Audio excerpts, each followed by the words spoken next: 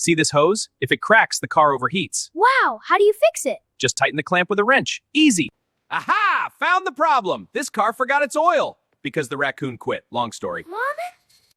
I'm just a kid. Why would I need to know car stuff? Because one day, the grown-ups will need you. Yo! This is the engine. It's like the car's heart. So if it stops, the car faints? Exactly.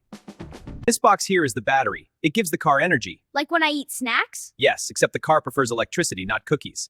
These are tires. If they're low on air, the car feels tired. Even the tires get tired? Everyone needs a refill sometimes. And this important tool, the dipstick. It checks the oil. Dipstick sounds like a joke word.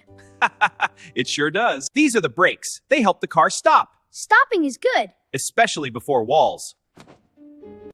Uh-oh, windshield wipers need replacing. They sound like mice arguing. Rude mice. Later, sooner, always. You can spot problems, stay safe, and save money. Parents like saving money. When a car goes clunk, beep, squeak, it's asking for help. That's how my backpack sounds.